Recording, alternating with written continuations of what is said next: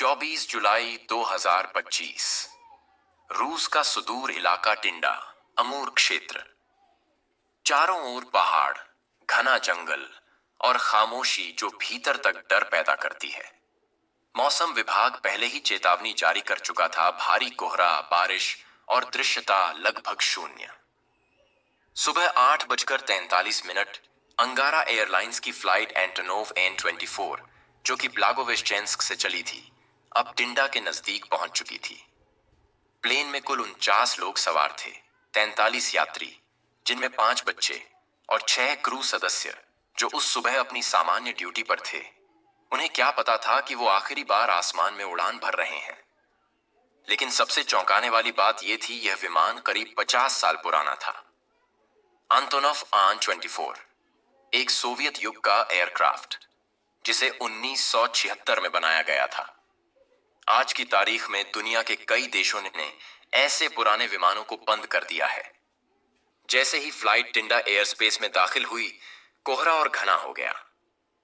Pilot ने पहली बार landing की कोशिश की, लेकिन रनवे नजर नहीं आया। एटीसी से संपर्क किया गया और पायलट ने दूसरी बार लैंडिंग के लिए अनुमति मांगी।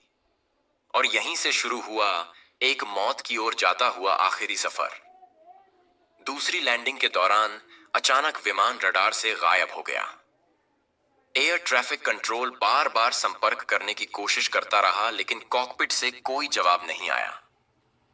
करीब 2 घंटे बाद एक लोकल फॉरेस्ट गार्ड ने धुएं और आग की खबर दी। टिंडा से 15 किलोमीटर दूर एक पहाड़ी के पास घने जंगलों में प्लेन का मलबा जलता हुआ मिला। जब रेस्क्यू टीम वहां पहुंची तो जो देखा वो किसी नरक से कम नहीं था। विमान पूरी तरह जल चुका था। हर जगह अधजली लाशें, राख और बच्चों के जले हुए खिलौने पड़े थे। पूरा विमान और उसमें बैठी 49 जिंदगियां सब खत्म। सवाल अब उठ चुका था, यह हादसा हुआ कैसे और किसकी गलती थी। शुरुआती जांच में 3 मुख्य कारण सामने आए। 1, खराब मौसम। घटना के समय आसमान में कोहरा बेहद घना था, जिससे रनवे दिखाई देना नामुमकिन था। 2, पायलट की चूक। संभव है कि दूसरी बार लैंडिंग करते हुए पायलट को लैंडस्केप का सही अंदाजा न रहा हो और विमान सीधे पेड़ों से टकरा गया।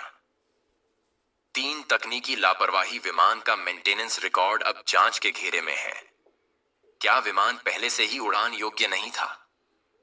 अब तक सामने आए तथ्य बताते हैं कि विमान ने आखिरी 30 सेकंड में तेजी से ऊंचाई खोई, उसके बाद एक पेड़ से टकराया और फिर सीधा जंगल की जमीन से टकराकर आग का गोला बन गया।